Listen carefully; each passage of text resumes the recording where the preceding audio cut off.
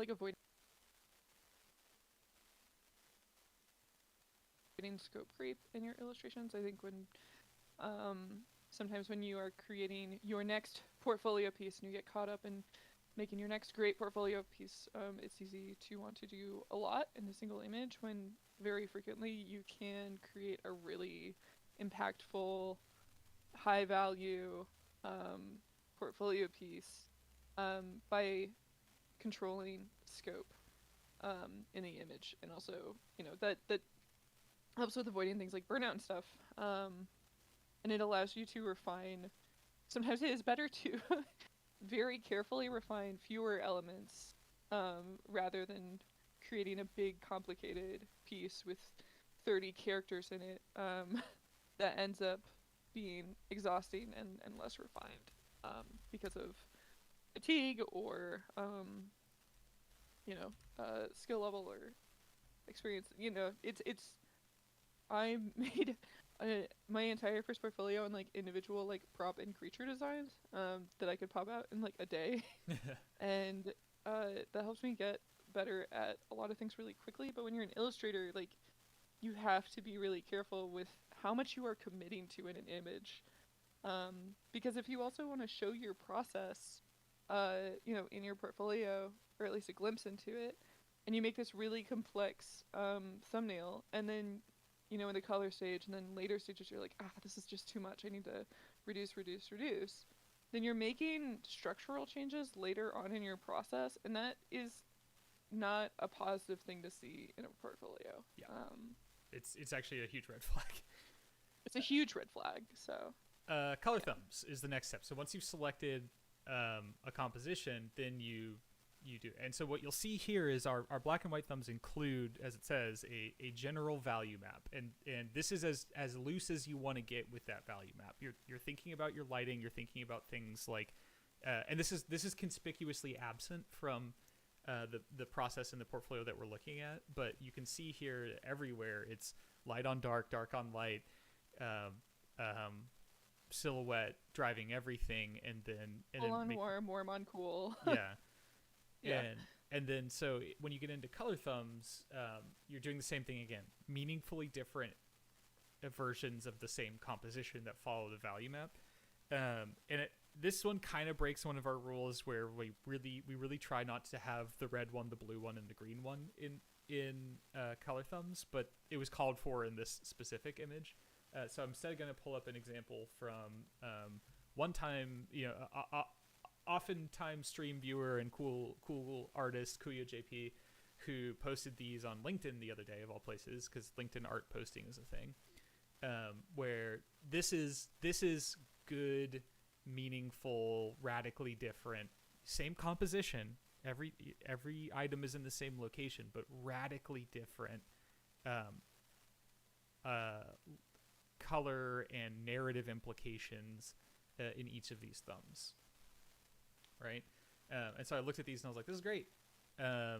This is a really good example of how much variety you can still extract and how many decisions you can still make once your composition is set and you're just playing with color and light. So yeah, mood, time of day, again, further contrast, warm light, cool darkness, lots of really cool stuff. And so I was like, it's super, I was really taken by the like super heavy mist. Like this is a very specific mood and vibe, and like we've all like seen days like this, but it's very rare, and so it increases the specificity and uniqueness of the feeling. So I think these were good examples of better examples than of like how much push and pull you still have by this stage. Yeah, I love that. Yeah, cool. Tony Chroma says these change the thumbnail value. Is this okay? Yeah, it's that is, I guess, the trade-off there, right? But like he's still thinking about his value composition in these. Each one has its own value composition within it. And like I said, all of this is suggestions, not gospel, right? All of this is best practices, not immutable, inflexible order of events, different things will call for it. So you can just play inside the exact same value structure, or if it's called for, if you have time, etc., then you can go farther afield like this and still make big meaningful changes. And they are different, but there are like consistent relationships within it, that are consistent across all of the images.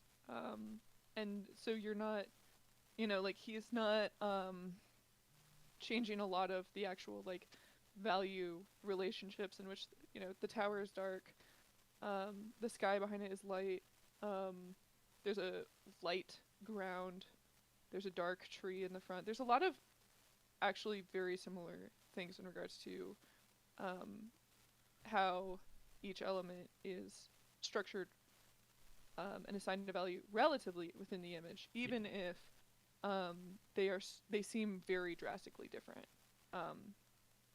And I think that is also why something like this much variety is actually really impressive, because a lot of those relationships stay the same, and instead of flipping things, it's just pushing and pulling them, their values. This is what I say is all value is relation to nearest neighbor. And so in all of these, like we're saying, the tower darker than sky. Yeah, the central pagoda is always darker than the background. This little stick in front of it is always a contrasting value, be it lighter or darker than it, to display depth. This central tree is always darker, a dark on light, and things like that. So the value relationships are intact. There's not a whole lot of difference in terms of value structure. It's just deceptively different because they're playing with multiple variables. So, and then we have like a lines step that we don't always hew to anymore. We do you can do tight line lockups, or you can just do further refining of your painting. But in many cases, I think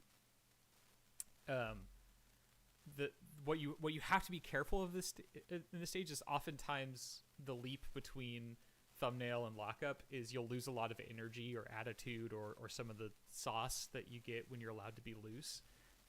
But you should get specific. You have to increase the level of specificity because, again, you will eventually have to address every object in the scene. Yeah, well, the thing we always say is like people radically underestimate how long stuff takes to make. Radically. And when you're learning, you should, if anything, probably take longer, maybe a lot longer, because you're you're applying and practicing new knowledge instead of applying repeated learned historical knowledge, right? And so when you're doing something for the first or second or third or fourth or fifth time, shit just takes longer, because you're practicing, and part of that is learning patience. Yeah, go ahead. Brutus is in chat, and he's our poster boy for this. Brutus was a stream regular who we got to watch him go through the process of updating his portfolio and getting his first job by making a series of linearly improving illustrations, right? Where he would have a big success, take the learnings, come back for critique, do it again, and yeah, but say the line, Brutus. How long did your breakthrough piece take you?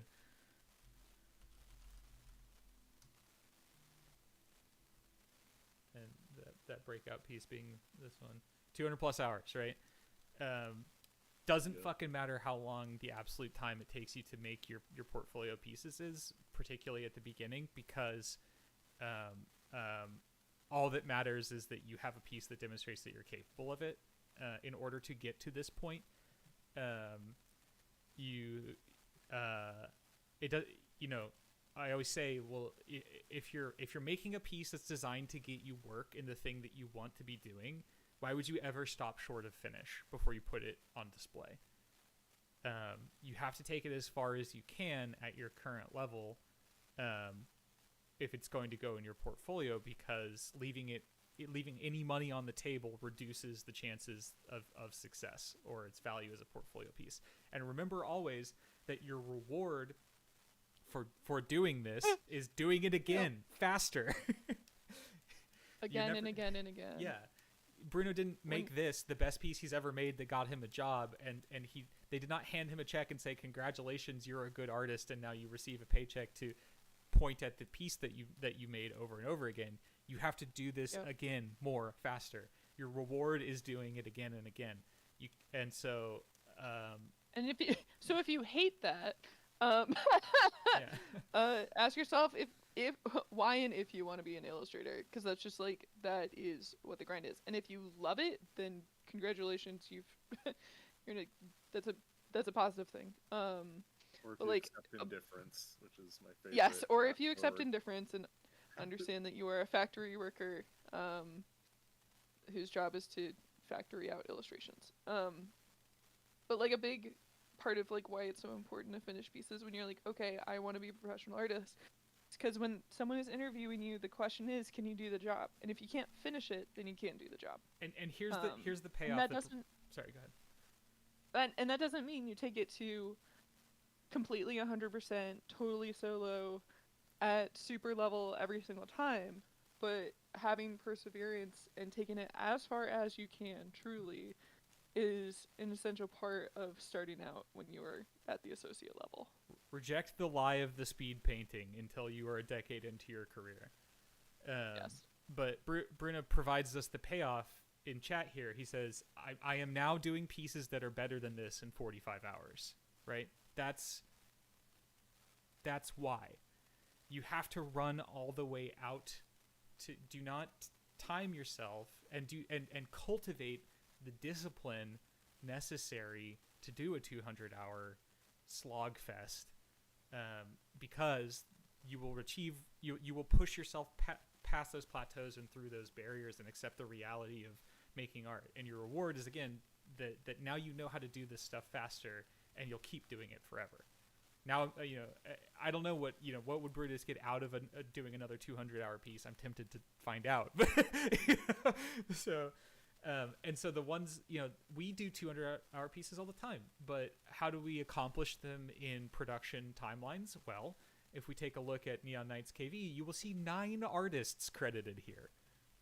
How do we do this how do we condense 200 plus hours of painting to achieve a piece into a sub 1 month real time production schedule? You division of labor. many hands makes work possible.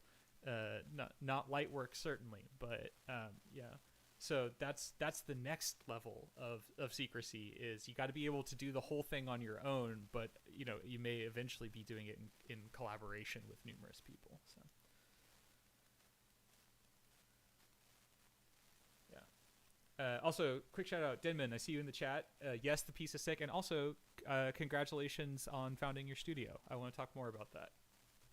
That's huge. Very excited for you.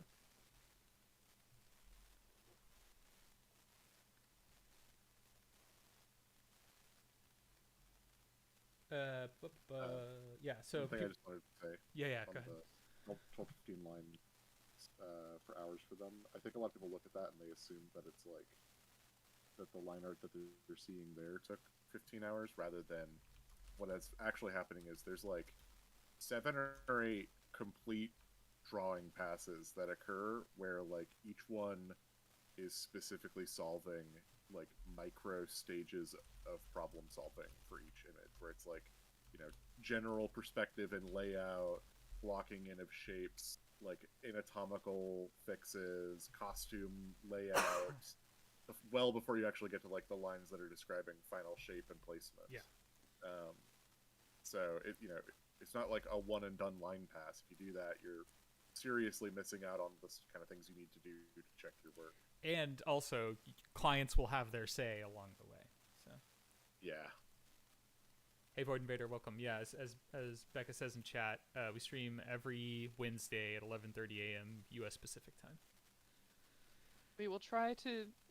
We keep saying we're going to try to add a second slot, and then we production don't. happens, and then we don't. Yeah, for a little and insight. then and then when production is not happening, everyone wants to be away from their computers. Yes. So, yeah. So for a little insight, for any newcomers, we're Wild Blue Studios. We make pictures for video games, and you can too. And our stream is about exactly what you're seeing here, which is portfolio review that's focused on career-centric advice and reality of being a professional artist. And yeah, always open, always free. First come, first serve, because we don't do it for shmoney. We do it because we like it, and this is sort of a luxury in our week to be able to do it. So Tony's here. yeah, Tony. Say hi, Tony. Tony. Yeah, I was hoping. Yep.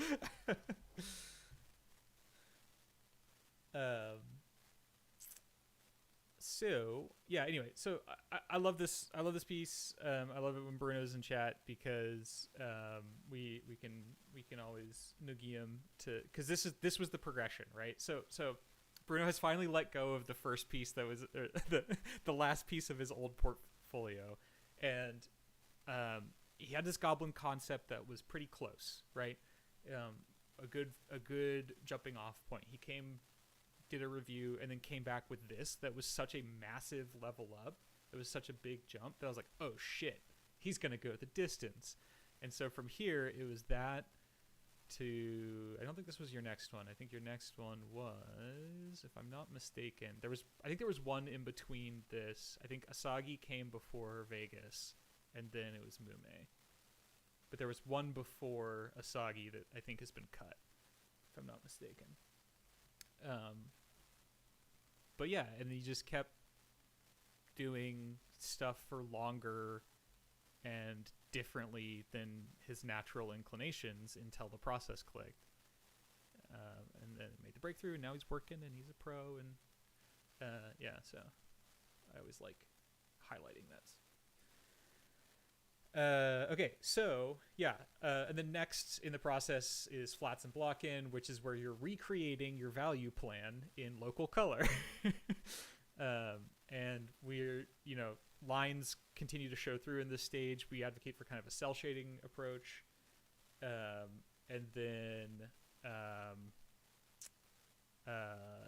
render check, which is where you're maybe 70% of the way into render, and then proposed final, which again, you can see, like, based on our time blocks here, the last 10% of the image last 10% of render takes as long as like the first 70%. And you know why?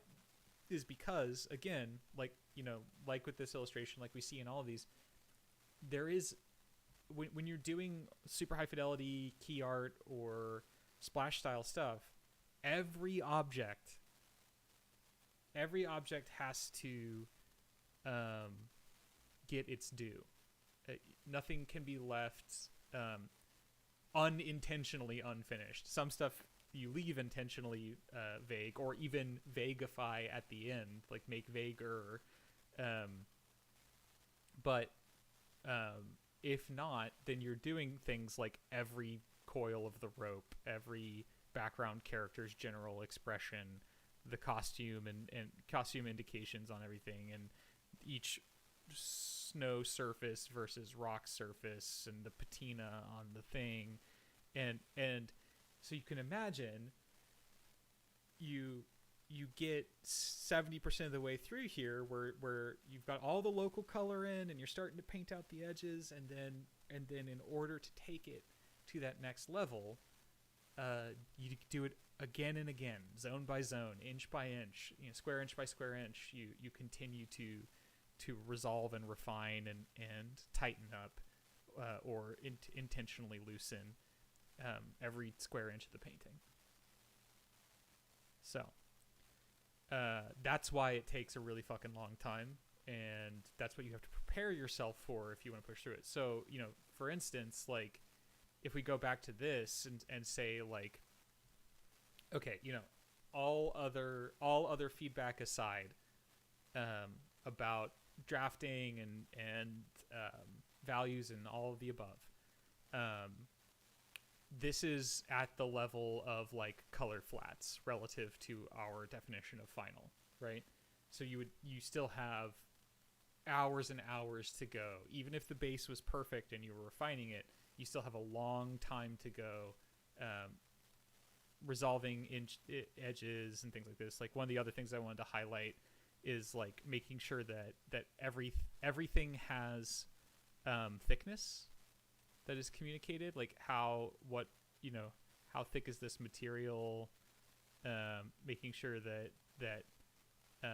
that's represented, and nothing is truly two-dimensional in the world of the painting, going through and resolving all the tangents and chunkifying everything to solve for them, and pushing your shapes and silhouettes and yada yada, so there's, and then resolving every plane on the sword and yada yada. So that's the thing that is invisible to so many people, and they think like, oh, I should be able to finish these paintings in 2 to 6 hours or whatever, but that's simply not the case, depending on what your definition of finish is, right?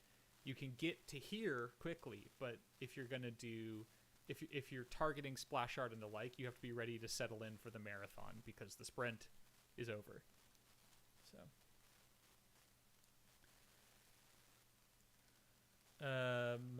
what do you do with clients that have issues with the hour count in any given artwork, especially the 80 hours you guys have mentioned as sort of average, and then you have difficult time in finding higher paying clients?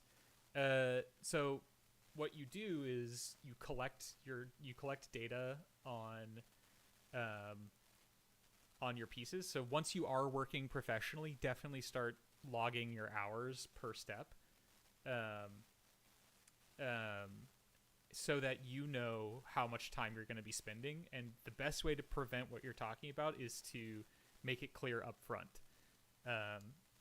And that includes both how much real time this is going to take, how many, actual human days, versus how many hours you're going to work. Plan for 4 to 6 hours of tablet time in a day in a solid uninterrupted workday. Don't assume that you're going to get 8 hours pen to tablet. It's an unrealistic goal in 90% of cases. So make sure that those resolve. And then if they have a problem with it, you just, ideally you need to set expectations up front. But if they get snippy somewhere in the middle, it shouldn't be a surprise. If you're charging hourly, you definitely need to agree on a maximum spend before before a flag is raised. You need to work with them to say, okay, I think it's going to take this much time. By the time that I've spent X many hours, if we're not finished by the time I've spent X many hours, I'm going to let you know so that we can revisit the budget. And I'm not saying in fact, good clients are very rare, and good client has nothing, what they're willing to spend is only a very small part of what makes a good client, but they should understand compromise and moving of goalposts. They should also understand their own effect and the effect of their critique on how long something is taking, both in real hours and billable hours. And it's a continual process of negotiation, and negotiation is made infinitely more palatable and easier by front-loading context. And front-loading context is made infinitely easier by basing it off of data. So one thing you've got to... Go ahead, Becca. No, you go ahead. One thing that I think is important is like the number of hours that you put into work is not directly proportionate to its value. You can't just keep adding hours to it and expect the value to increase infinitely. There is a like socially average necessary amount of time to create the kind of piece that you're creating, and there is a market value for that. Yeah. So if you're looking at a piece for which the market value is $10,000, and you're saying it's going to take me 100 hours, that's a very different formulation than if you say, it's going to take me 300 hours and I expect to be paid the same rate I would have at my hourly for the expected of $10,000 total. That puts you at 3 times the rate. It's not possible for them to accommodate that. So, the client has to understand how long this takes in terms of like socially average necessary time to create. And that's where that data will really come in valuable. But there are clients for whom that concept of socially average labor time does not exist, and either they're going to be receptive to you helping to construct the context necessary to build a relationship, or they were never interested in paying you a fair rate anyway, and you just cut them and leave them. Yeah. It is so much better. So any professional will tell you, and it is hard-won knowledge. Everybody learns it the hard way. Everybody. That it is vastly preferable to say no to a client who is throwing up red flags than it is to just try to muddle through it. Is just the sanity damage you sustain along the way, and for a known lower payout is just, it's an insane choice to make. But everybody makes it, and everybody has to come to grips with that in hindsight. Learn it the hard way. Yeah. You will make it multiple times throughout your career. Yes, yeah. I can tell. This thing is like I always I use this phrase a lot. It's like you can tell a child the stove is hot, and they won't truly understand it until they touch the stove, and they'll probably do it 2 or 3 times. So. I still do it. I have a blister on my left hand right now that is disgusting. We're learning it right now too. Yeah. Somebody raised their hand and said, yeah, if the payout is good, the client's difficult and rude, it's not worth it in my experience. Hey man, I knowingly walked into this plate glass door like 3 months ago, and I'm now reaping the whirlwind. And here we are. I was gonna so when the simplest way to explain like socially necessary labor time to me is like, if you go to a Red Robin and you sit down, you are the client, and you order a burger, and it comes out in 3 minutes from the kitchen, you are probably going to be a little alarmed and assume that they warmed it up in the microwave. If it takes them 45 minutes, you're gonna just walk out of the restaurant at 30, complain to the staff, and go find somewhere that you can get it in 15. Yeah. Because that's when, right, in 10 or 15 minutes. So, like, socially, it's just, like, it's something that's also always changing. It depends on, like, the setting. It depends on what you're buying. But it's kind of just referring to that average expected experience, and that's something that definitely applies to art, and it's really important to be aware of, but kind of hard to get data on, especially when you're like freelancing or you're solo. You don't have a lot of other artists to talk to about it, but it's really important to keep in mind when you're when you're working hourly, or if you're working flat rate, because if you're working concept and you have an hourly contract and you're taking a really, really long time in between pieces, you're gaining a bunch of money out of it, but you're screwing over the client. And if you're working on an illustration and you're taking a bunch of time, then with every additional hour that you spend on the piece, your hourly rate technically is getting lower and lower, and you're screwing yourself over. So finding a balance that is both fair to yourself and fair to your client is a really big part of the job. And part of this also, kind of like what Mitch was talking about, was that it is your responsibility as the artist to make work that is up to par for the contracts that you were expected to make, and that you are working at a professional skill level, taking professional contracts. Like, you want to be able to take stuff that you're confident that you can complete, and that you can complete well. If if you are very early in your work and you're going to take 80 hours on a piece, and you are charging a ton of money for a less refined illustration, like, you're just not going to find work. Yeah. So it's also about showing up to really play, and like working on yourself and working on your own skills. And a lot of times that is happening most efficiently and most comfortably when you're not doing professional work. It's when you're doing personal work and when you're studying and when you're investing in yourself.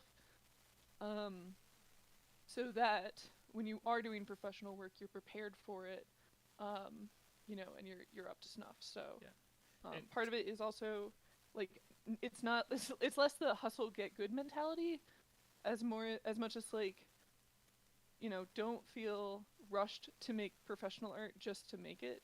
Um, to recap some of the important things of that and synthesize it with advice we've given in the past too is basically like, so Becca's thing about we all innately understand socially necessary labor time. We just don't have the word for it. I love that example of how long are you willing to sit at a restaurant before your food comes out.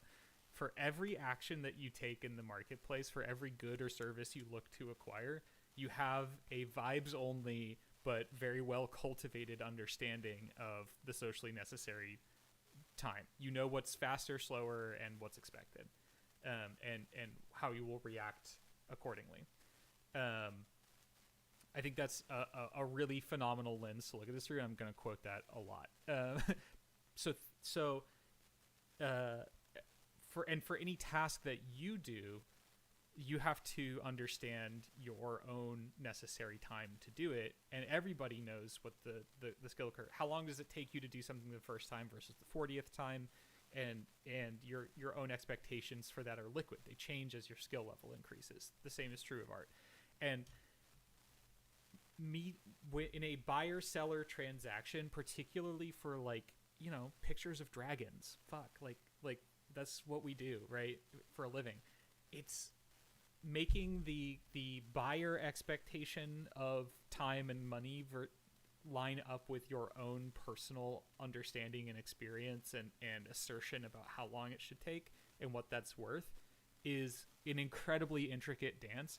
And there are people who are really either inexperienced or have really different experiences and different data sets on both sides of the equation most of the time.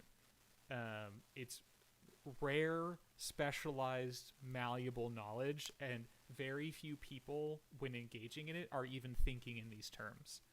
It is way too vibes-based 90% of the time. And so, like Mitch said, sometimes you'll be able to get to a client who either has a well-cultivated perspective or a well-cultivated expectation, and you can work on building alignment together, but that requires you to also know that that's what you're doing. And even professionals, even people who have bought hundreds of pieces of art, do not always have a strong conception of this. So, what can you do in order to know what to charge? You can start determining how much money in a month or in a year or whatever you need or want to make off of your art in that time frame. You can start you can download something like a timer like Toggle and use that to start gauging how long a piece takes for you to make it. This applies to making a single illustration. This applies to taking a concept project from start to finish with all of the included assets, like turnarounds, etc. The more often that you do it, the bigger sample size that you have, and the more data that you have that you can use as a point of reference to gauge what your rates need to be, how many projects you need to do in a month or a year in order to reach those financial goals. And you can also start using that data to determine where are you sinking a ton of time, because that will help you identify where you need to improve your process, technique, craft, efficiency, whatever it may be.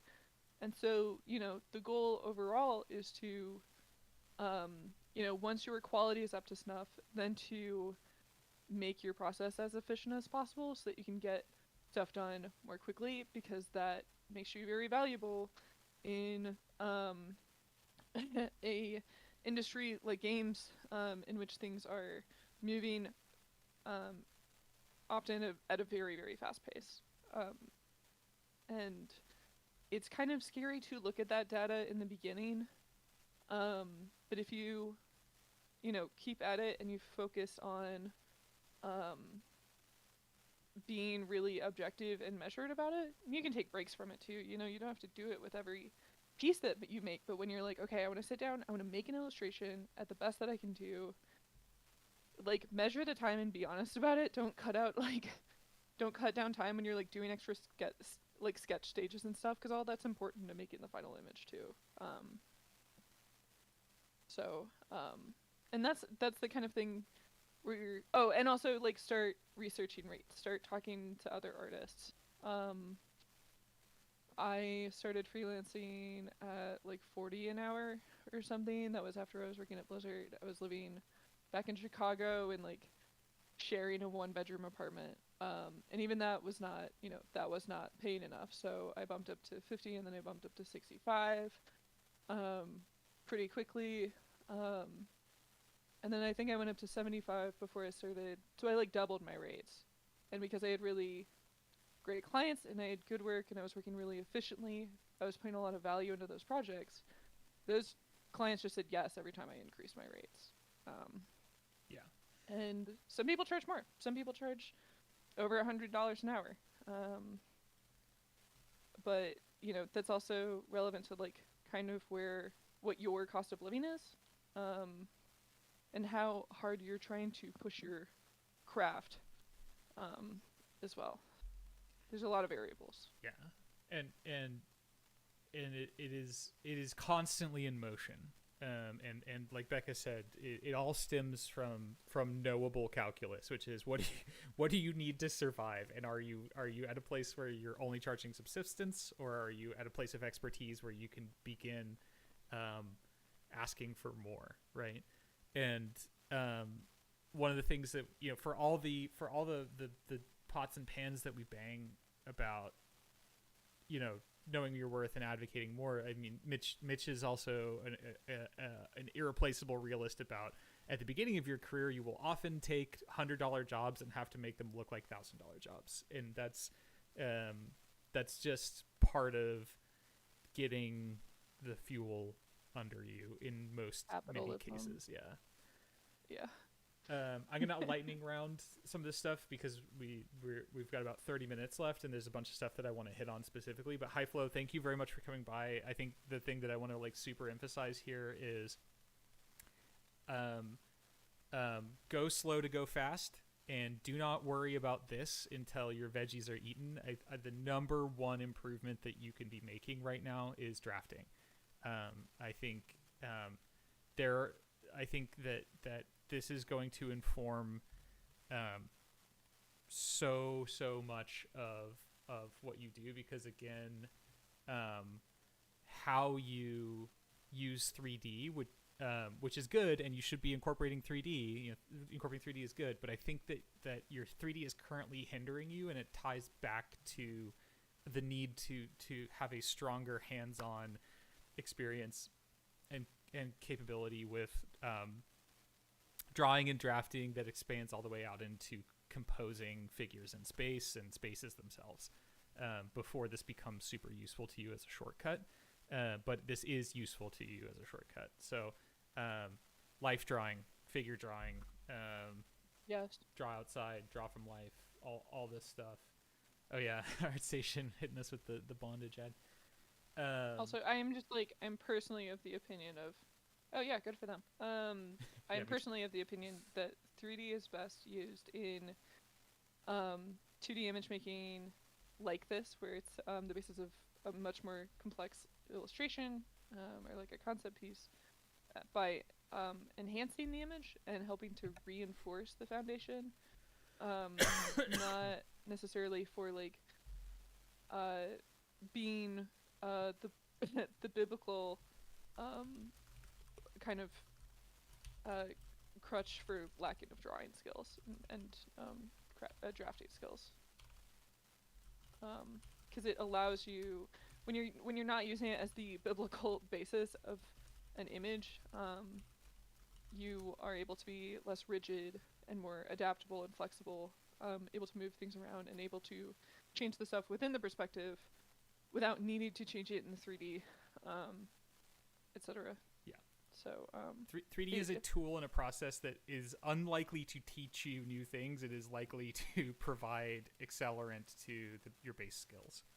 I mean, you'll learn things from it, but it's not a fix. It's not a replacement. Yeah. And I say that as someone who uses 3D a lot. Yes. Yeah. So. Mr. Randomese. So again, we're gonna go lightning round here, and then we're gonna publish our new piece at the end of stream. Clear, character concept bent here.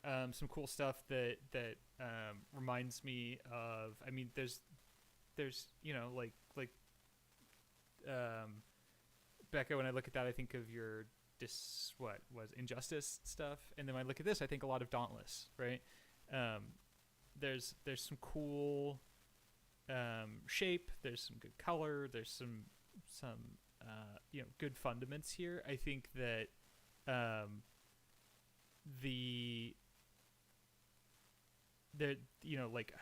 thinking of Ron Broyd, I think.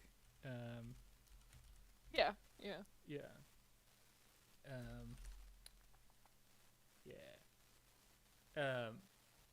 When looking for how you're going to bridge the gap from where you are now to where you likely want to go, this definitely to me calls to mind Ron.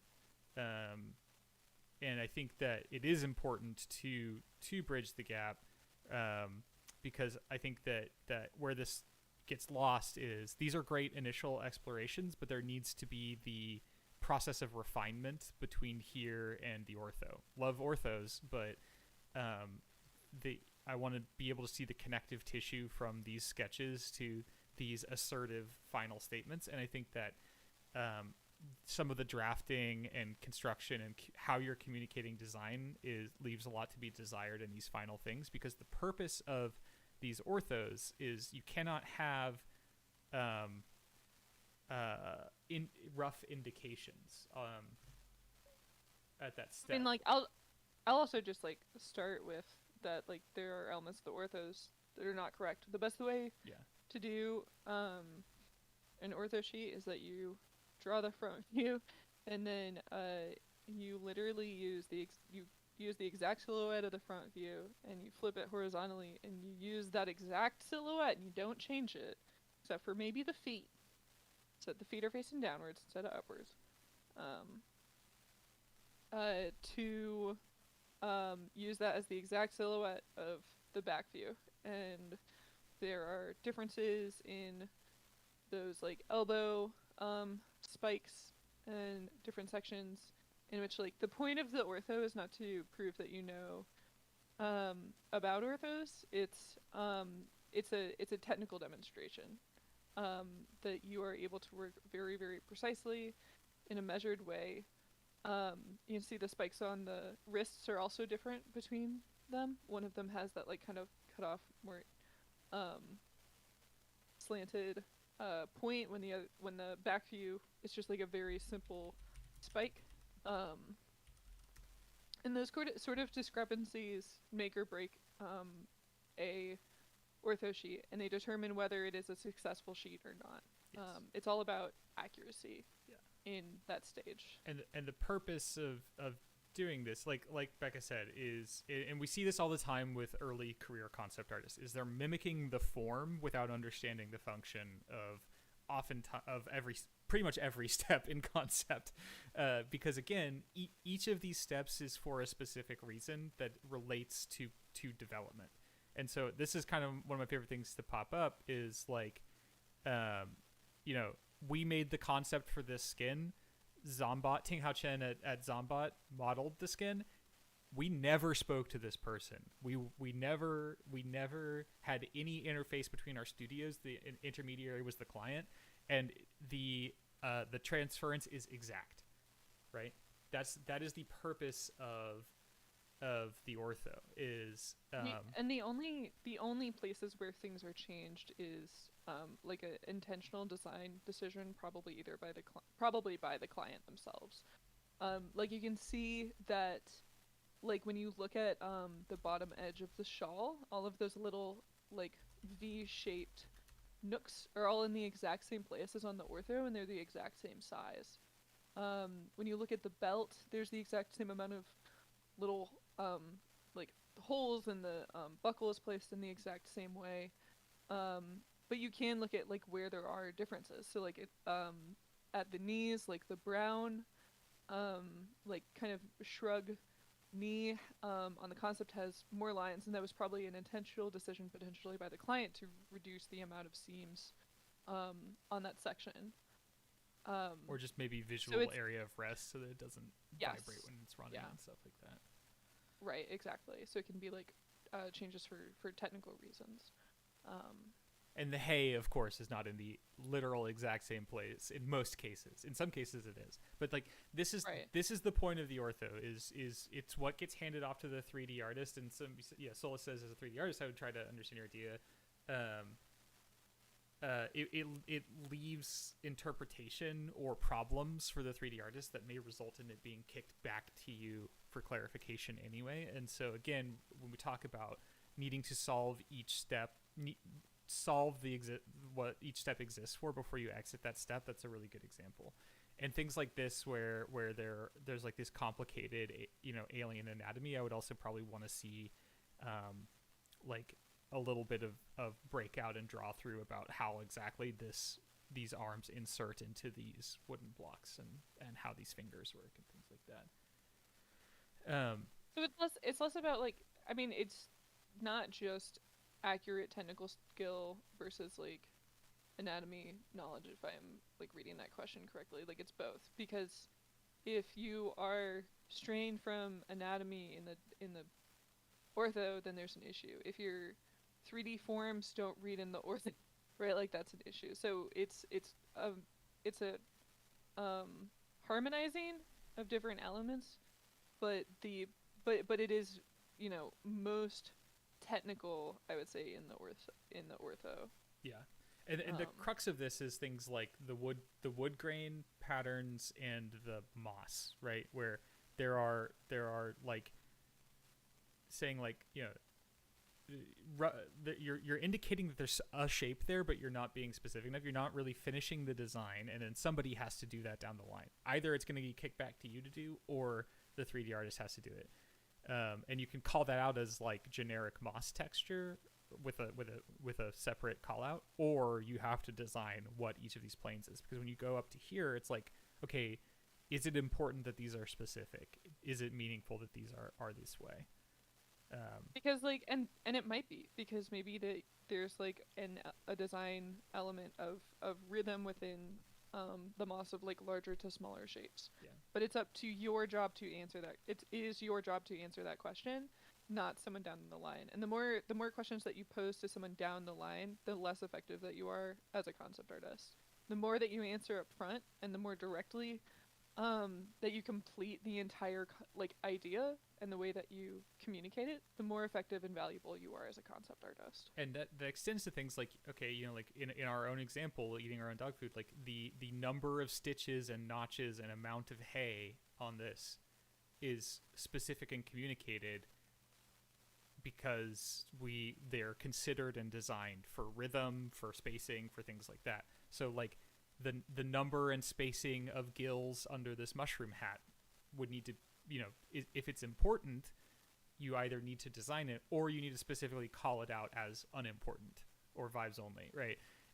But the best concept artists are thinking along those lines. They're making it important because it can be used to support and enhance your design. Same thing in the moss here, where what I see here is there was not a lot of intention applied here, even in your own painting, even in a rendered concept. I think it was just, I'm going to paint a mossy-ish texture. But this is real estate for further design.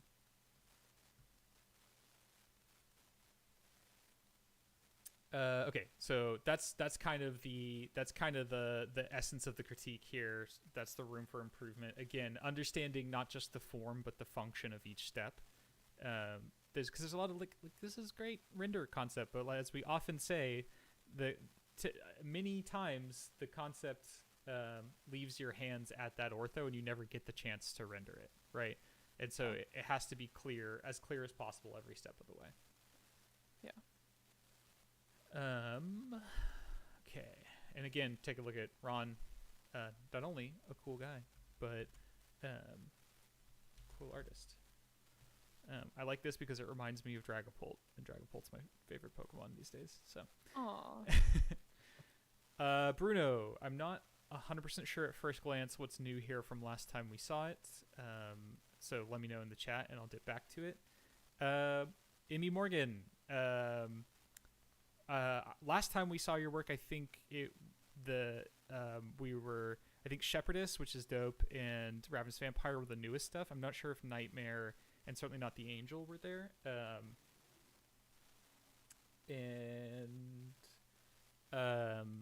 I am so stoked because I feel like this is a market improvement.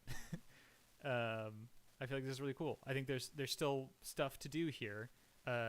In particular, managing your material render. Everything feels like it's made of the same stuff in this. And so specularity and material render, I think, are the next frontier for you. But this is a really complex and beautiful composition and costume and pose and stuff that I think is achieved really admirably. And certainly represents in my mind an improvement over last time we saw you.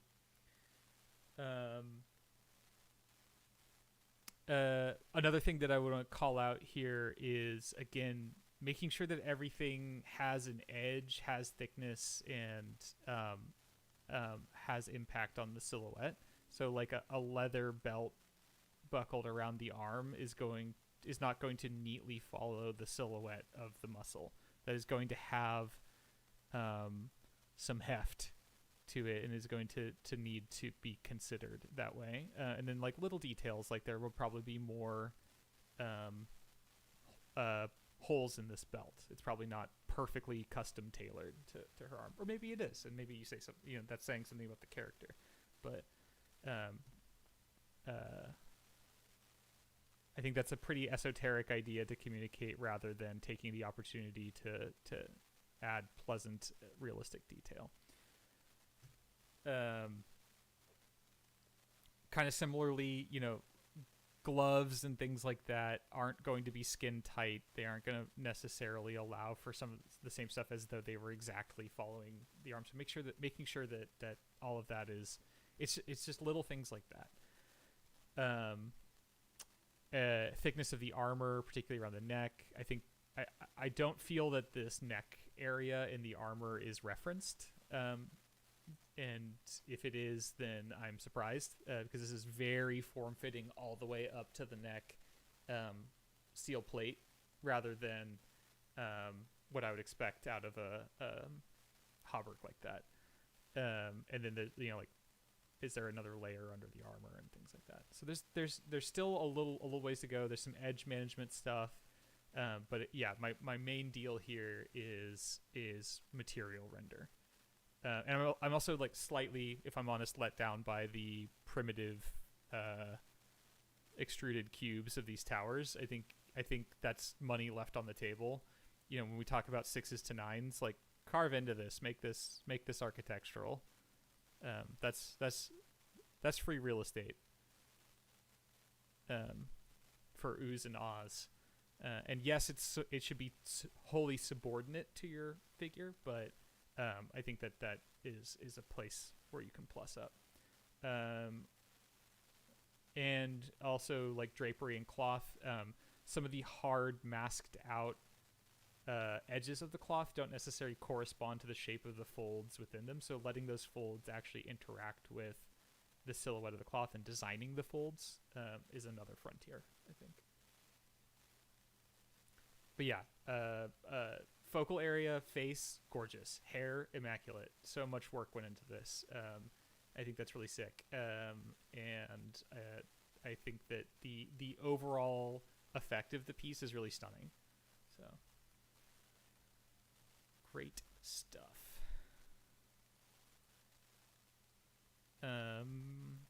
Welcome, Renren. Yes, it's first come, first serve. Just throw your link in the chat. It's a knife fight at the beginning to get one of the slots.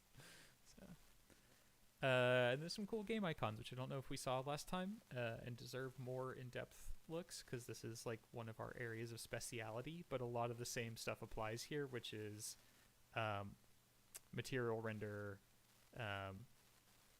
Just because they're icons doesn't give you license to be sloppy. In fact, it often requires you to be more neat. And so making, Yeah. Yeah.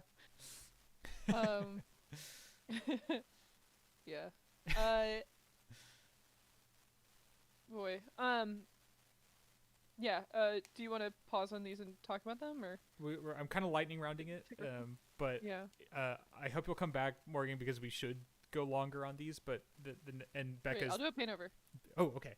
Yeah, and Becca and Mitch are the people to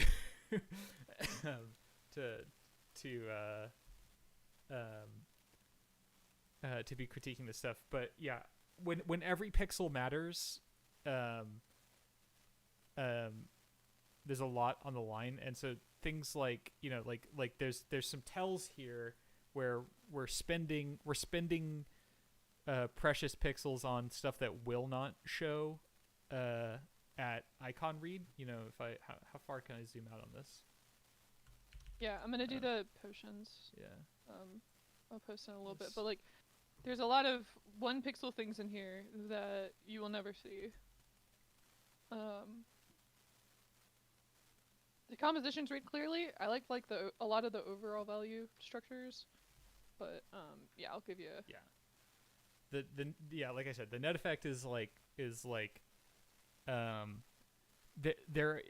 they are communicative, but you can see that there's huge opportunity for simplification to better communicate, and then also there's a lot of wasted brushstroke and a lot of wasted information in here as well. So.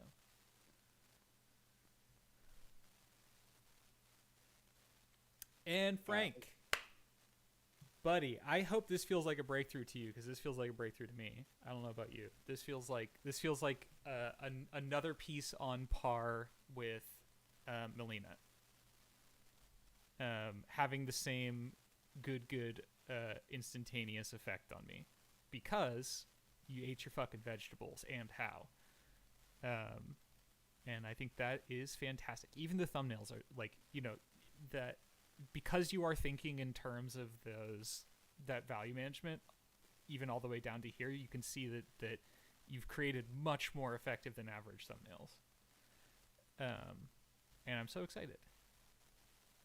I think that there's continual refinement to be done along the way in the process. I think there's more composing between there's some nicer drawing in the planning of the branches and it's some of the branches by the time we get out here are kind of out of scale, and you're leaning on some old tricks and letting there's no real reason to get this. Similar to what we were talking about with the icons, is like there's no real reason to get down to these 1 pixel sticks when you could be better solidifying your read and your design by being a little more intentional.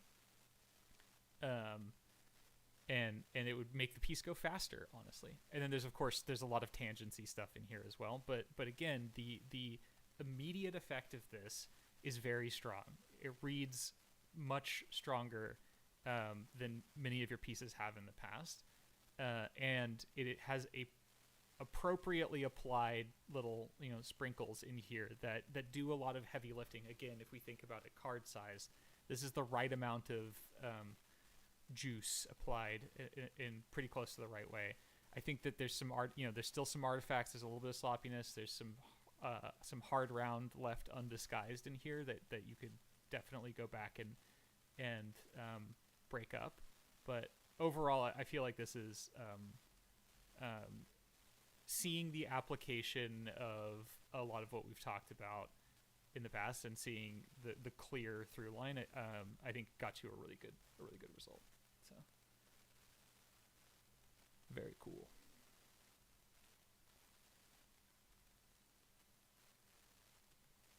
Hope that trend continues.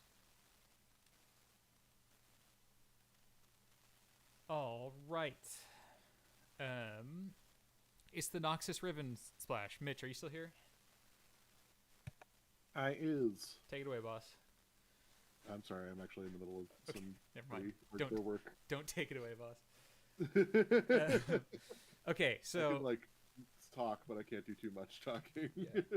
So I think what we're seeing here is we're continuing to fight some of what we talked about, right? Which is we are trying really hard not to lose the energy and the massive success of the thumbnail.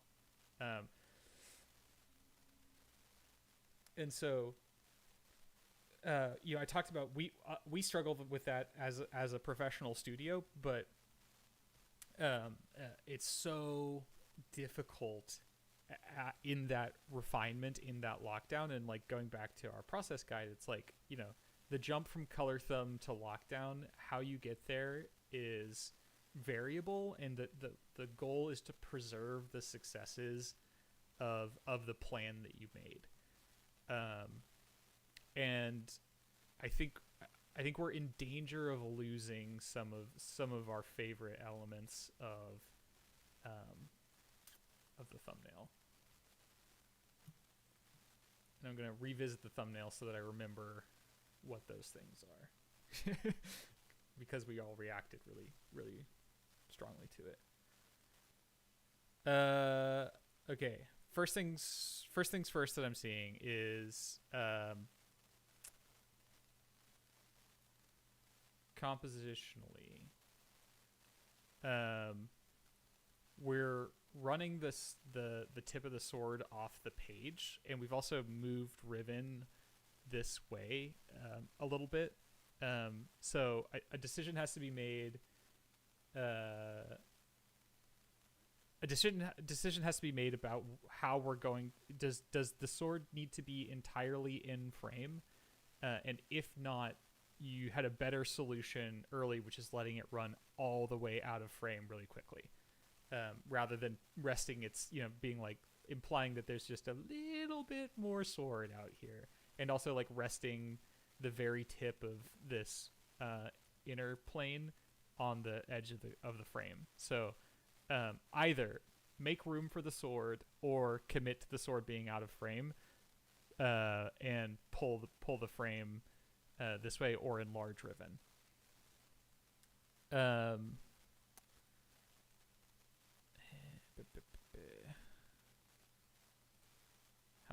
do I want to do this? I'm gonna do it this way. I think, and I may have led you down the garden path with this and being like, oh, like stretch out the soldier's foot. I think that this pose for the scared soldier was stronger, and I think that their relationship was better here. I think she's larger in relation, larger and closer, allowing them to be overlapped somewhat by the sword, both enhances the narrative and also the position, the pose and attitude of the soldier. And I think that this soldier drawing should just be ported whole cloth into here. It's working on a lot more levels.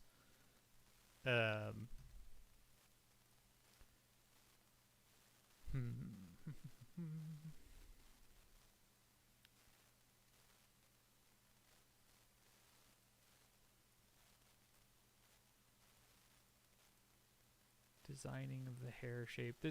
I think one part of this is benefiting from so much of what makes manga delightful and delicious, which is chunky simplicity, right? The hair is not quite broken down into so many strands, and things that start to sort of lose the curb appeal this had. Also, let this shoulder pad overlap the braid. I think that makes its positioning clearer. And then also let the braid run let the straight part of the braid run a little more vertically and appear to dip behind her shoulder.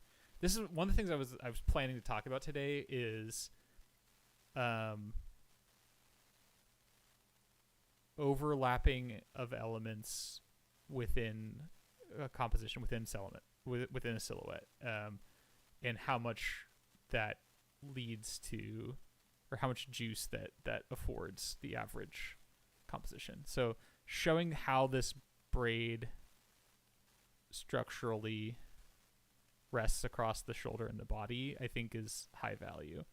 And I think you do that in these little teeny things where it sits inside the cup created by the shoulder guard. So it's in, it sits in front of the back plane, but then as it overlaps the shoulder, it is then overlapped by the front plane and runs out the front. And what else?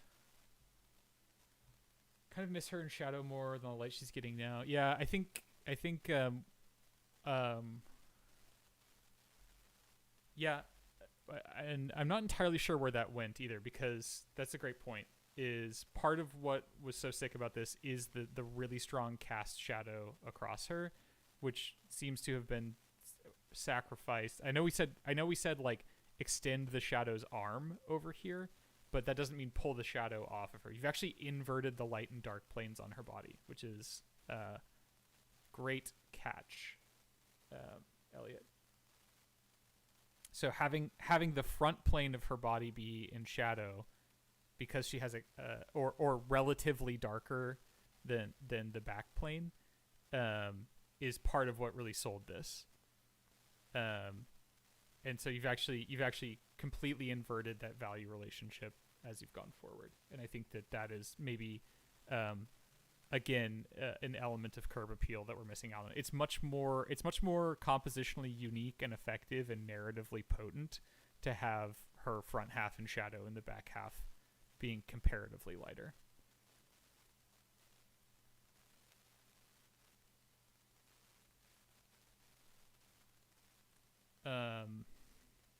And I'm still kind of struggling with, I know you did the draw through. I know it's in here. So let me go look at it.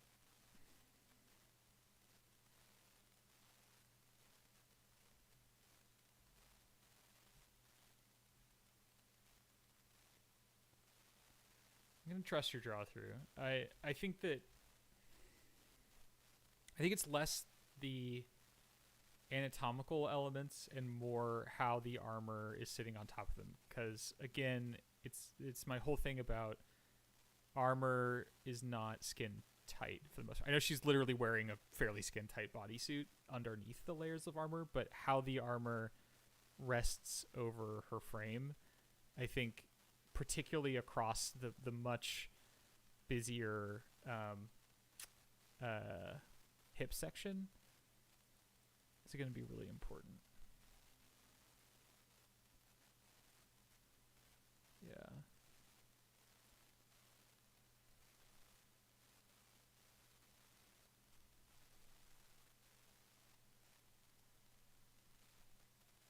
So I think the big catch here is the inversion of the shadow, which I think was a big part of some of the excitement, or a lot of the excitement of the thing is her being overshadowed by this thing rather than in heroic sunlight. I love these color comps are juicy, but like I think that somewhere along the way a decision was made that inverted that, and I think that it lost some of the one of the core design elements of this thumbnail that we all reacted so strongly to.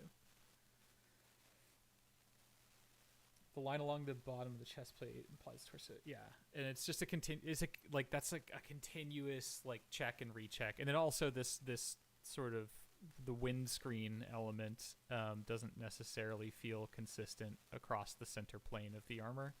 It's like much longer back here than it is on this side. So again, resisting the urge to run ahead until those things are resolved.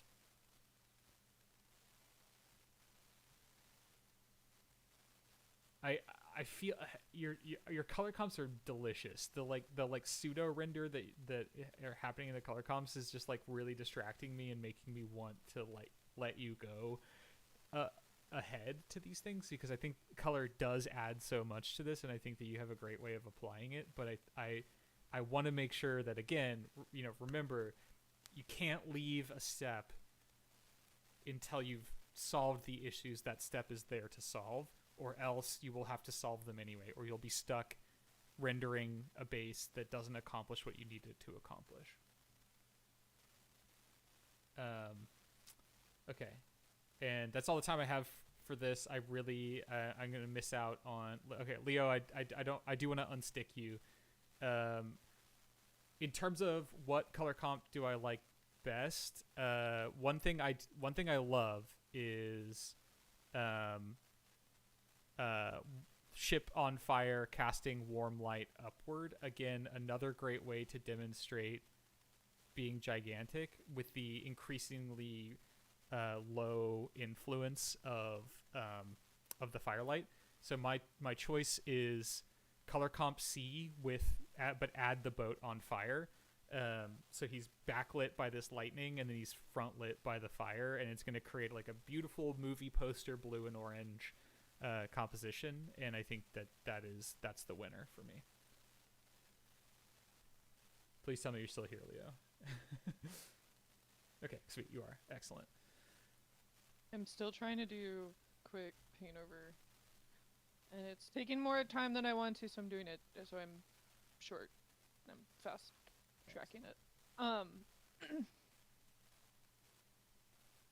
Okay. Morgan, your stuff is really cool. There's like, I'm interested in, because I feel like these portraits and this Kim are like a quantum leap from some of this middle stuff. So I'm really interested in like whether this is a significant time jump, like this is last week versus this being, this is more recent in terms of posting. I guess that maybe they're meant to accomplish different things, but I feel like these are fantastic. This is obviously we're all Disco Elysium fans here, so exciting stuff. But I think that the number one note I have looking at this off rip is consistency. So that's one of the things that we really championed in a portfolio is, particularly when you're looking to attract work, there is very definitely a world where I'm like, I need this, right? But there's only one example of this, and it lives in contrast to a number of other things that are really different than that. And so the top note for me as how I would assess this portfolio, the impression I get is somebody improving rapidly.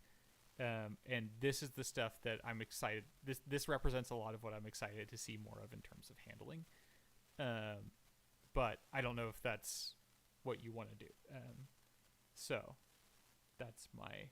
I just realized I was muted because when you said the impression I went do do do do, and no one responded. That's the impression that I get. Thank you for my Mighty Mighty Boss Jones reference in the morning. What I would say is please come back in next week or keep coming back, because I would love to dig into this more. And Oots came by and posted this up. Looks like there's some compositing. I'm interested in techniques on all these. There's definitely some AI stuff in here. There's some digital composites. There's some 3D. So some photo manip. So I would love to talk more about this in the future. And now I will. I'm as close as I have. I've done as much as I can in the time that I have. We've done all we can. Cool. While you do that, I'm going to publish the. Ooh. Yeah. Where Yes. where are you posting that in Discord? You know. I'll put it in a Don't. voice text member in 1 second. Ooh, I almost published the wrong thing. That would have been awkward. Oh, don't do that. Sorry, I probably should have reordered them. No so one worries. I was just like, clearly clicked one the in first front. thing I saw. Yeah, I just Sorry, it's my bad. That's what. I was preemptively organizing what I want the portfolio to look like after the publishing of all of them. Okay. Not before. We'll wait for Becca to post the. Okay, so this is not. This is. Fuck. I want to do more. I wish I had another like 10 minutes. It's okay. That's art.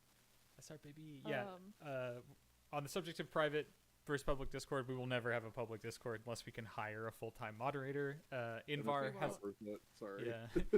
Yeah. Invar has a full-time moderated art Discord that I do put my stamp of approval on, but in terms of attaching a Discord to like your company or things like that, if you cannot guarantee a safe moderated environment, I would say don't do it. 100% yes. Okay. I'm glad other people are doing it. I don't think it's something we're gonna See you, Paul. do anytime soon. Okay, it's coming. I'm putting them next to each other. Lily, you can moderate our Discord anytime. You can moderate the private one. You can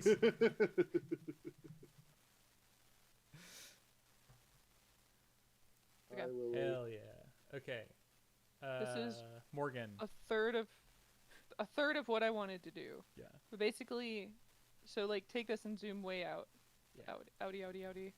All of the values blend together in the second one, and all of those like nice little 1 pixel highlights and droplets disappear. And when you're making an icon, the goal is not necessarily to make this like, you can make a very polished icon with very large, chunky, legible information. Whoa. Way Seems out. a little too far out. Yeah. And like this is not like a perfect example, and I would have loved to have more time, but like what you're trying, like there's like lines in there technically that you're still using. Yeah, that's a better reading. That's a little better. Oh, I forgot it's even smaller on because it's on. Yeah. Dream window, yeah. Yeah. But like the value grouping, like both within the bottle, at the top of the bottle, you can like shrink. So here, something that here's my pet peeve with small compositions is that people extend the content to the very borders of the square.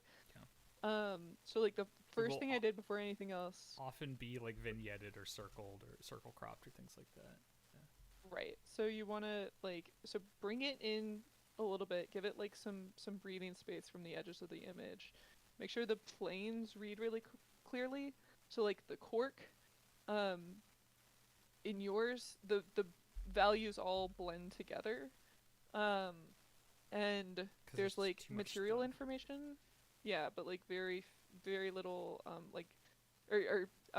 pretty low contrast planar information. The splash on the inside, all of that has details that just get lost in value, etc. I can actually, yeah. So I would love to just like have another 15 minutes with it and send it to you, but the top tip here is you see this thing, you see the magic.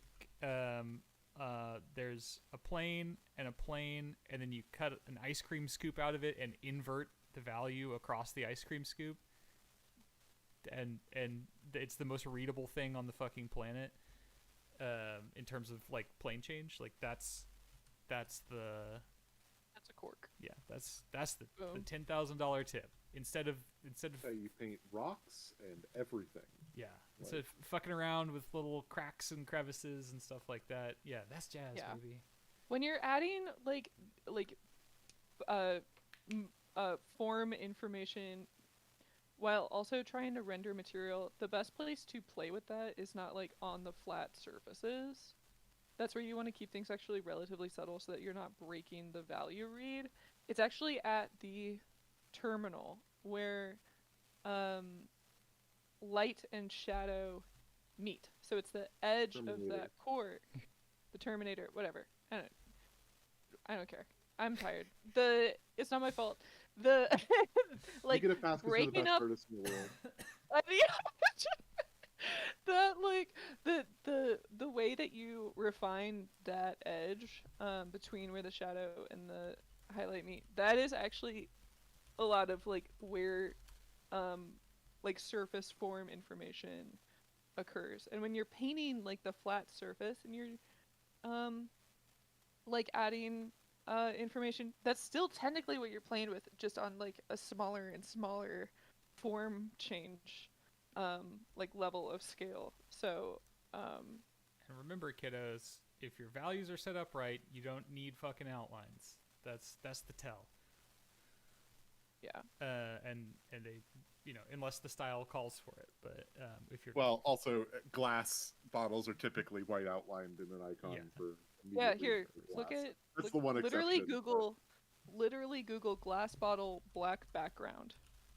Yeah, it's got a white outline And- on the whole fucking thing. It's just a white outline because that's where It's the there is one thickness time that's you can capturing break the light. outline rule. Yeah. Otherwise, you're like, yeah. yeah, it is it is a real life outline. Okay. Morgan, I can, I don't remember what your full name is, but I can message you on it on ArtStation. M.E. if I Morgan. work on this for another 15 Morgan might minutes. not even be your proper mode of address, so I apologize if that's the case. But Morgan as last name. Okay. Roughly. I'll just message you. Okay, and now I'm gonna publish a thing. Yay! It's being published. Yay! All Go right. us.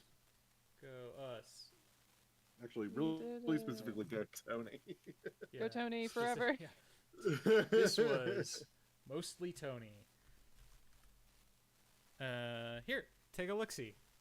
Here's the key art for the latest Teamfight Tactics Set 8 Monsters Attack, due out on December 7th. The key art is already out in the wild, so we got permission to publish it early. I like it. But yeah, here they are. Again, talking about managing. Let's see, 1, 2, 3, 4, 5, 6, 7, 8, 9 characters in one image, and really just in the top half of the image, all with tentacles and wings and fiery crowns and mecha shit. Like, that's a process and a challenge that requires a lot of careful handling and plotting and adjustment as you notice how things are interacting against each other. And again, I'll remind you guys that this is authored at like 16,000 pixels a side. Yeah. So you can really get in there. You can really, if there's something that catches your eye on the macro view, you can better believe it's got a lot of paint on it in the micro. So, but it also holds up in terms of like look at the shine across Seth's knuckles. It reads out here and it reads in here. And yeah, super proud of this one. Again, this was a Tony Feliciano joint, plus the support crew. Tony, are you still in chat? Yeah, I'm just Yeah. staring at this. Just I'm just remembering. having my PTSD. life. Tony, why don't you give our listeners a cautionary tale about the genesis of this composition? What was your when was this thumbnail made, and what was your mindset when you made it? So I think we did 3 sketches. Or no, we did a bunch of sketches, Yeah. and then I think they wanted refined 3 of them. So it another 3, and it was just like, I don't know. This one has probably had the most sketching that I've done for key art in a while, and I think this was like the last one of that whole batch where I was like, I don't know, they're all like colliding. So They're all colliding together into the square. every and other composition had half to a third as many characters in it, because they there's a list of characters that they want to be in it. There's the must-haves and there's the nice-to-haves, and every other thumbnail was a carefully selected between 4 and 4 and 6 characters, and then at the very last thumbnail, in order to fill out the sheet, at the end of his day, Tony's like, and here's the kitchen sink. I don't know. I'm not really thinking. I want to be done. Here's the crazy one, without realizing that they're gonna fucking pick it, and then you gotta paint. yeah, that's something they teach you in school is don't draw the thing you don't really want to draw. Yeah. Yes. Because the laws of physics dictated that the client will always pick that one, and it sure happens. Sure does happen. This is proof. Be kind is to good. your future self if you can. Yeah. September Tony did not care what October Tony would be like. That was, yeah. So and it's interesting now. I mean, we've been at this for several years, but it's kind of crazy. Like we've painted Belveth a half dozen times. We painted Lux 100 million times. We painted Pengu probably 6, 7, 8 times in key, or like 4 key arts alone, and then events as well and things like that. So we're starting to get a little comfortable, starting to get a little complacent when it comes to tossing them into the composition. Starting to get a real clear idea of who is the subject matter expert on hyper specific characters. Yeah. Like Pengu experts are emerging at a breakneck pace. Tabiso is the Pengu guy.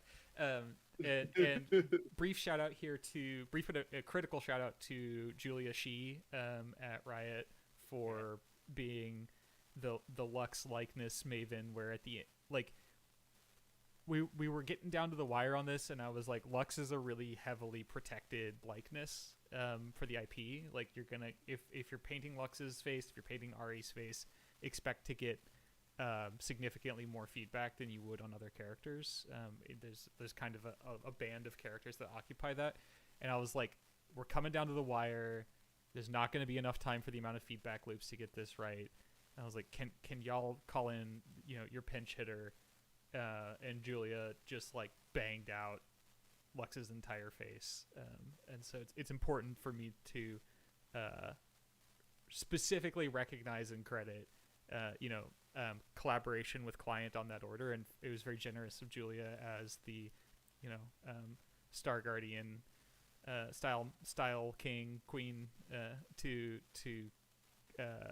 do us that solid. So thanks, Julia. But the rest is blood, sweat, and tears.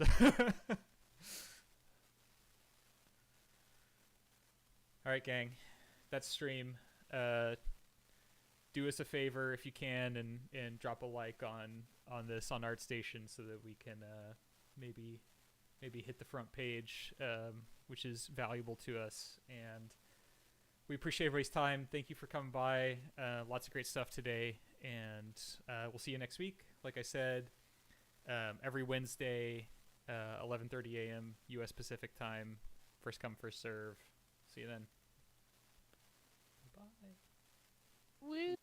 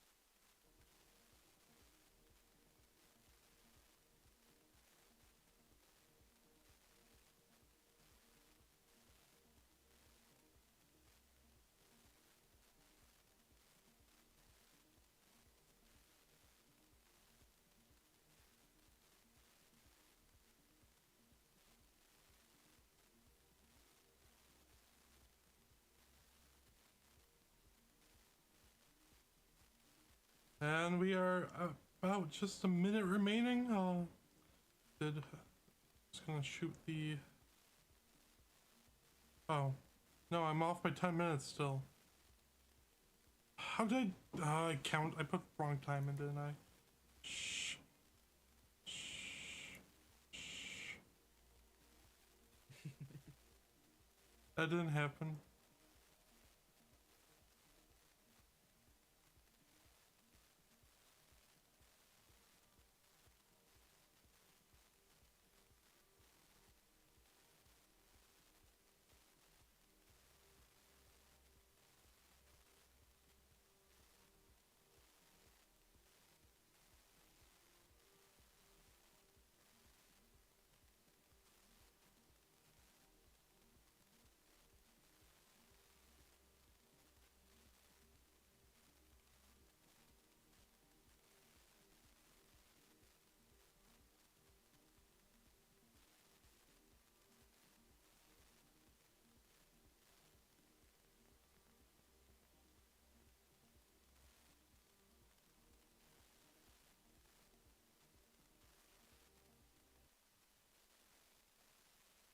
Laughable. He's not talking about it from his perspective, or maybe he is talking a little bit from his perspective, but what he's essentially saying is like the public's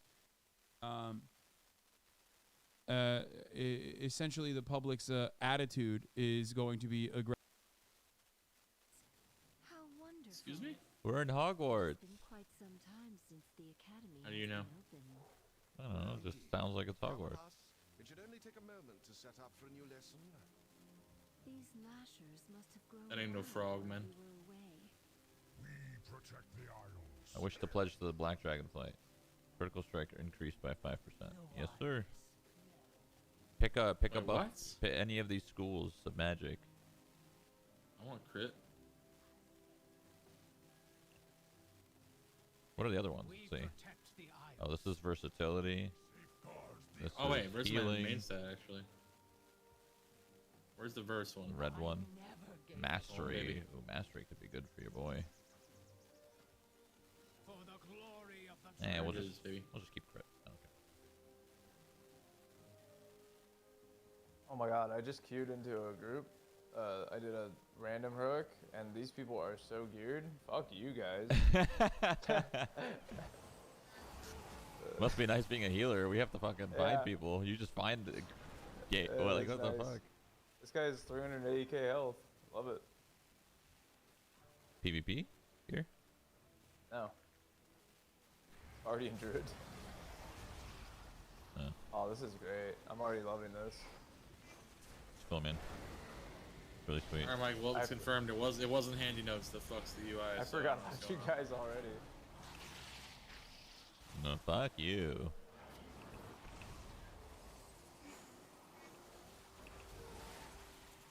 This fucking Guardian Druid is doing 100k DPS too. Okay. I'm way down. Okay. I'm way too down for this right now. You're just gonna stay in that group forever? Yeah, I think I'm gonna try to join their guilds. join their server. Yeah, I'm gonna transfer, I think. Me? There is too much nature. What are you doing? What is that thing? This is your fault. Absolutely not. I didn't know this is a boss right here. I would have saved Coolies, bro. He was in disguise.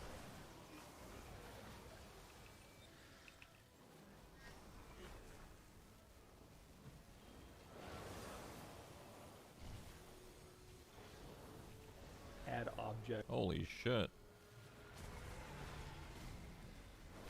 I don't know. Is they gonna fuck us or? I don't know either.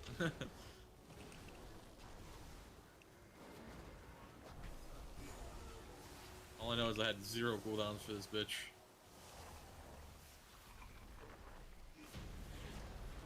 Any loot? Boots! Oh my god. Thank goodness. Boots! That jumped me up 4 item levels, dude. My boots were too bad.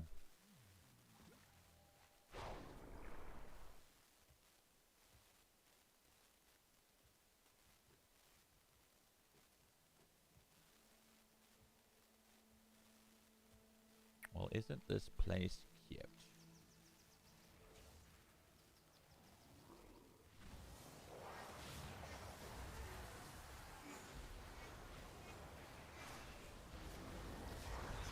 misplaced that.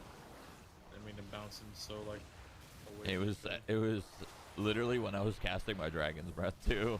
I just see them all bump away. Whatever. Well, they were all casting, so I figured I'd interrupt them all, but yeah, I put it too far, like on top of them, bumped them all over the place.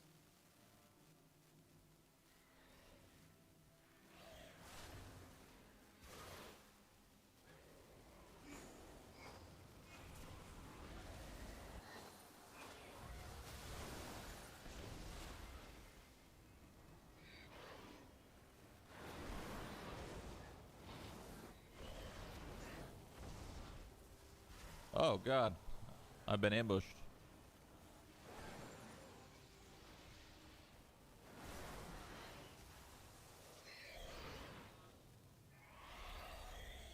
Please excuse the mess. It has been quite some time since students have been here. I'm just putting together my lesson plan.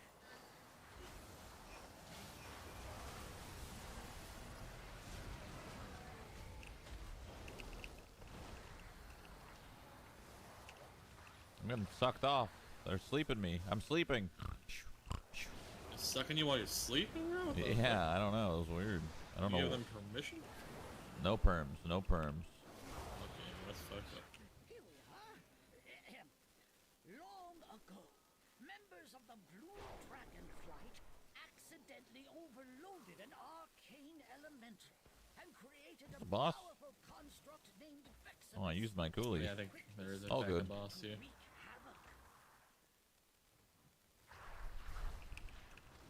This is great. I mean, really. I'm glad you're I having don't want to fun. hear about your overpowered group, man, okay? I'm having a great time right now. We have to collect these balls. Fuck it.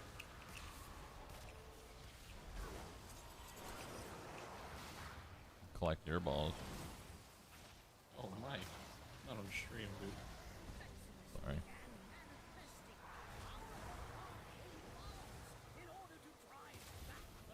Oh god. I see what Okay. happens. The second one makes you put down a pool. Yeah, I was tanking it. Seeing how good our healer is, you know what I'm saying? It's pretty good, dude. It's fun. Definitely better than Justin. I don't know, dude. This is great. I actually have damage in my group. Oh my. Don't talk to me, bro. What the fuck just happened? Why do some bosses drop loot and the others have a chest? Like, huh? Oh, you need that? Oh, a little finger? Yeah. Got a 333 ring here I'm replacing. Supposedly you can't even trade loot right now anyway, so. Oh. Like, that's why that guy couldn't trade it, I think, because it's just bugged. I thought it was if it was an item level upgrade, then it. No, I think it's Can't just. trade it, I think it's. so. I think it's just bugged, dude.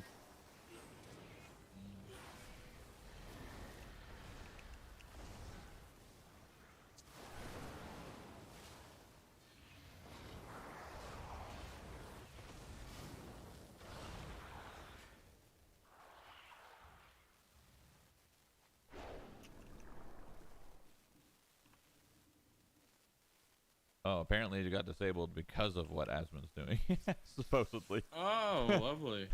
Thanks, Asmin. I don't know if that's actually true. That could be cap.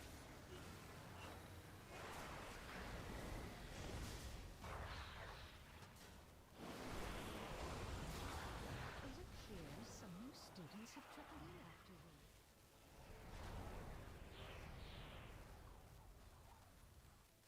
Is that a boss? No. He looks like a Actually, boss, man. though. Sorry, I couldn't stop the cast.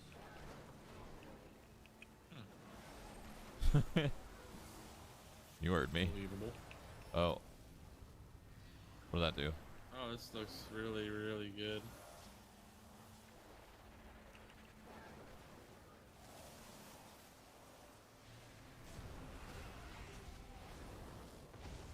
Look at this mesh wrap arena. Wait. What Got a ring right off the rip. This is going great. Thanks, Oh my guys. god, dude. Fucking Mistweavers have Touch of Death too. That's OP. You're OP. I know. Reinforcing it. Also, for tank everyone off here. the first boss. You lost the tank? Yeah, we killed the first boss. He left immediately when he didn't get loot, I think. Oh, I didn't get the gear, yeah. Get what he wanted. Bro. That's fucked. That's your tank, dude. That's the guy you were boasting about. I wonder what he wanted though. I think he wanted the ring I got, or maybe the mace. I don't know. That's your boy, man.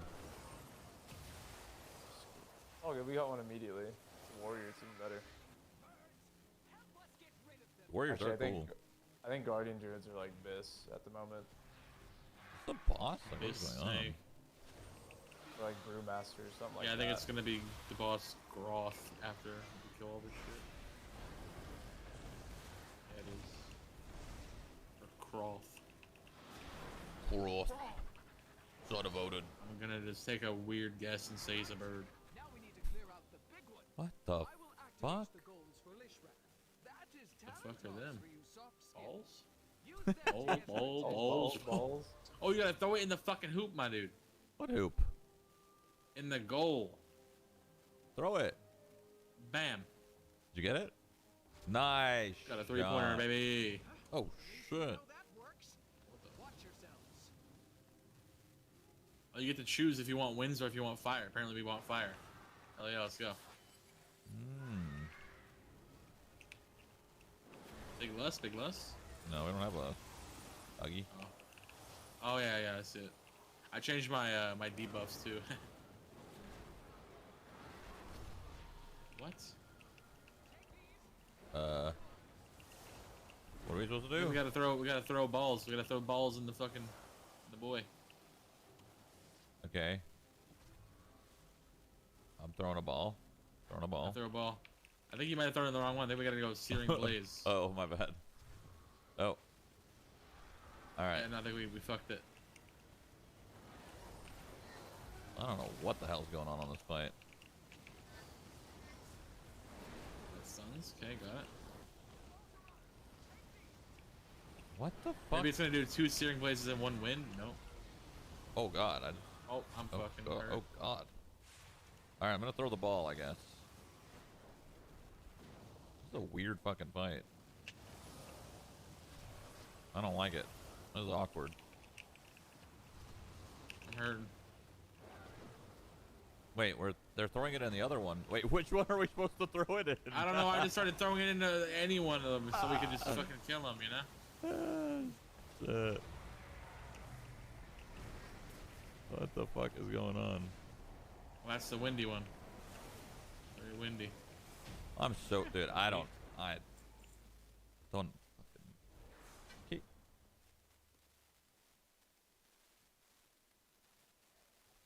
That was a poo-poo mech boss. Poo-poo mech. They got lazy with that one.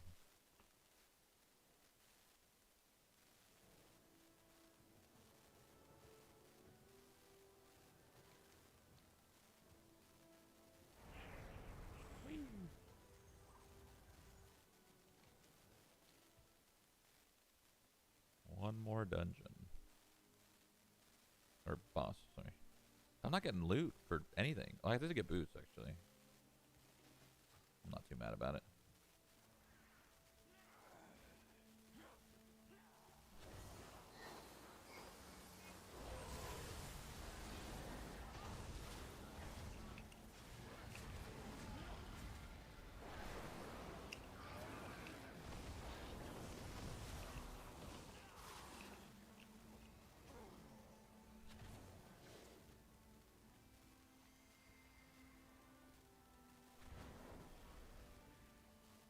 Show your mounts? Oh, I got dog mounts, man. I don't have that many. Trust.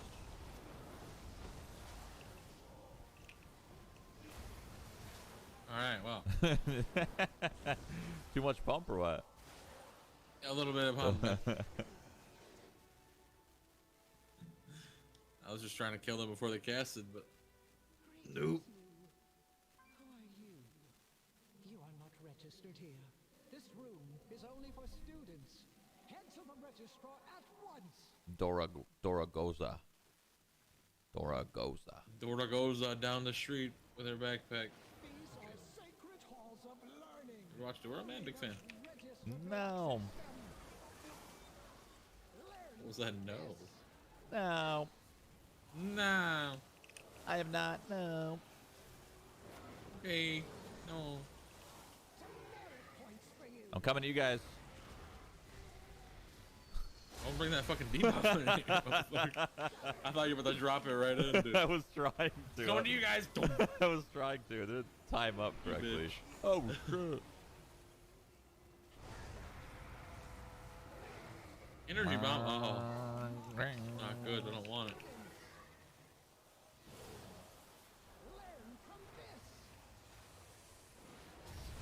I did no damage. Just kidding. Wow. I got loot. Primal chaos, baby. I got shoulder pads.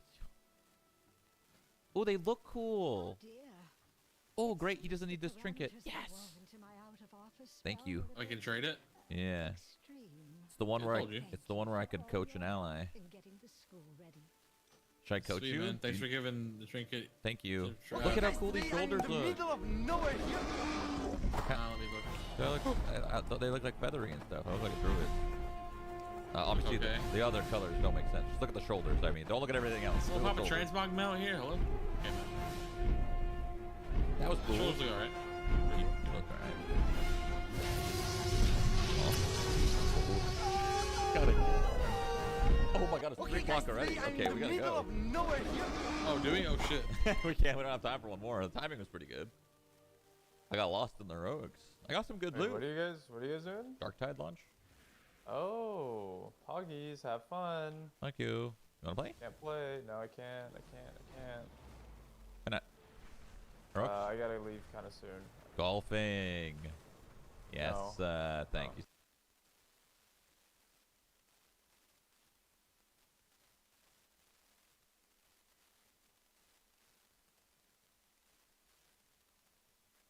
Okay, guys, today I'm in the middle of nowhere here.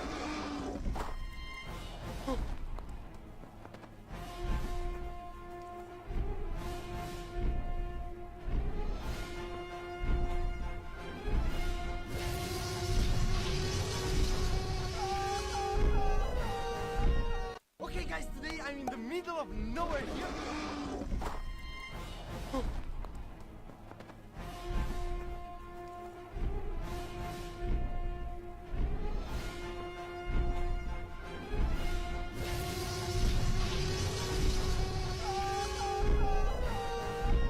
Okay, guys, today I'm in the middle of nowhere.